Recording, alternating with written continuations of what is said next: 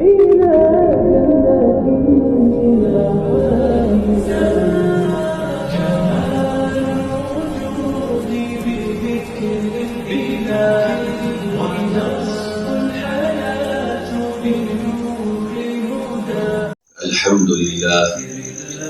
لله الذي رفع السماء بقدرته ودحى الأرض بمشيئته وخلق الخلائق بإرادته واستوى على العرش بقوته ليس له بديل ولا شريك ولا مشارك ونشهد أن لا إله إلا الله ونشهد أن محمدا عبده ورسوله أما بعد فأعوذ بالله من الشيطان الرجيم بسم الله الرحمن الرحيم إنا نحن نزلنا الذكر وإنا له لحافظون عن علي رضي الله تعالى عنه قال سمعت رسول الله صلى الله عليه وسلم يقول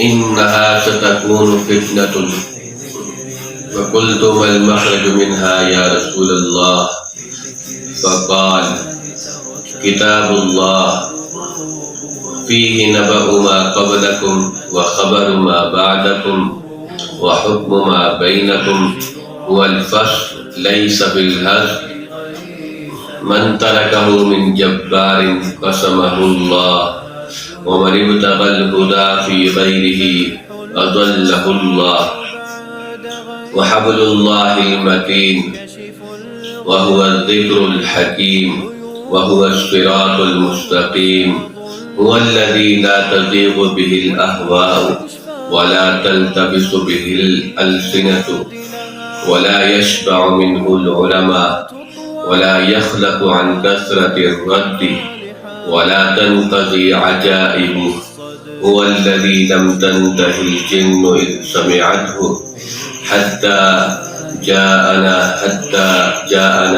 إنا سمعنا قرآنا عجبا يهدي إلى الرشد فآمنا به قال ومن صدق به وحكم به عدلا وعمل به أجرا من قال به صدق ومن عدل به حكم ومن حكم به عدلا ومن دعا إليه هدي إلى صراط مستقيم أو كما قال عليه الصلاة والسلام.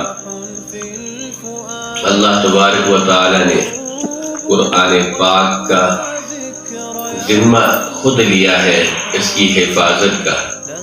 قرآن پاک کے اندر اللہ تعالیٰ خود فرماتے ہیں اِنَّا نَحْنُ نَزَّلْنَا الذِّكْرَ وَإِنَّا لَهُ لَحَافِظُونَ. ہم ہی نے اس ذکر کو یعنی قرآن پاک کو اتارا ہے اور ہم ہی اس کی حفاظت کرنے والے ہیں. تو 1400 سال ہو گئے نہ اس کا جملہ بدلا نہ اس کا حرف بدلا اور نہ اس کا نقطہ بدلا. اللہ تعالیٰ نے اس کی ایسی حفاظت کروائی کہ قیامت تک اس کی محافظ اس کے حافظ حفاظ کرام چلتے رہیں گے اور اسے یاد کرتے رہیں گے. مفتی شفیع صاحب رحمۃ اللہ علیہ نے اپنی معارف القرآن میں ایک واقعہ لکھا ہے جو امام قرطبی کے حوالے سے یہ لکھا ہے.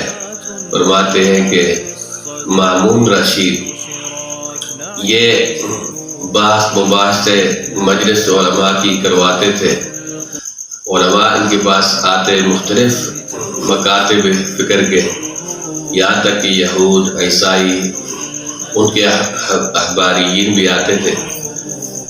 تو ایک دن ایسے ہی مجلس لگی، اس میں ایک بڑا ہی باوقار قسم کا یہودی آیا. تو اس نے اپنی بڑی فصاحت بلاغت کے ساتھ بات کی، گفتگو کی. تو گفتگو کے بعد مامون رشید نے اسے بلایا، کہا کہ تو مسلمان ہو جا. تو اسے کہا کہ میں اپنے آبا و اجداد کے دین پر چلتا ہوں، میں مسلمان نہیں ہو سکتا. تو مامون رشید نے چھوڑ کے چلا گیا. کچھ عرصے کے بعد پھر ایسے ہی مجلس قائم ہوئی. یہی آدمی یہودی پھر دوبارہ آیا اور اسی مجلس میں آ کر شریک ہوا، اور اس نے فقہ اور قرآن پر بڑی عجیب عجیب باتیں کی فصاحت بلاغت کے ساتھ. تو مامون رشید نے اس سے بلوایا، کہا کہ تو وہی آدمی ہے جو کہہ رہا تھا کہ میں مسلمان نہیں ہوتا. آج تو نے ایسی فقہ پر باتیں کی، ایسی قرآن پاک پر باتیں کی کہ جو بڑے سے بڑا عالم نہیں کر سکتا. تو کہنے لگا کہ میں بڑا ہی خطاط تھا، خوش نویس تھا، بہت پیاری خطاطی کرتا تھا.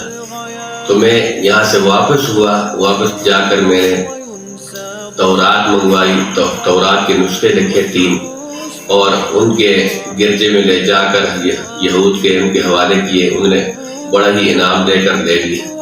عیسائی جب انجیل لکھی عیسائیوں کے پاس لے گیا، بڑے خوشی سے انہوں نے 3 نسخے لے لیے اور ان نسخوں کے اندر میں نے رد و بدل کر کے ان کے حوالے کر دیا. کسی نے کچھ نہیں کہا. لیکن جب میں نے قرآن پاک لکھا، پھر اس میں رد و بدل کی، آگے پیچھے آیات کی. جب یہ لے کر میں ایک جگہ پورا مسجد میں گیا، مسجد میں حافظ قرآن نے کہا، قاری نے، امام نے، پہلے میں دیکھ تو لوں یہ تو نے کیسے لکھا ہے، کیا لکھا ہے. لکھا تو پہلے ہی اس نے غلطیاں نکال دی. تو یہ تو اس پارے کی آیات ہے، تو نے اس میں لکھی ہے. تو یہ اس پارے کی آیات ہے، تو نے اس میں لکھی ہے. ایک دم کہنے لگا. پھر میں نے کہا یہی اصل مذہب یہی ہے، اصل کتاب یہی ہے، میں وہیں سے ایمان لے آیا. تو اللہ تبارک و تعالی نے اس یہ قرآن بڑا معجزہ ہے. یہ قرآن اس کو سمجھنے کے لیے اللہ تعالیٰ نے ہمیں موقع دیا ہے. حضرت علی رضی اللہ عنہ کی یہ لمبی چوڑی حدیث ہے. اس حدیث کے اندر قرآن ہی کی عظمت کو بیان کیا گیا، قرآن ہی کی روحانیت کو بیان کیا گیا، قرآن ہی کی جلالت کو بیان کیا گیا. تو باقی انشاءاللہ آئندہ پھر اس کو بیان کروں گا انشاءاللہ.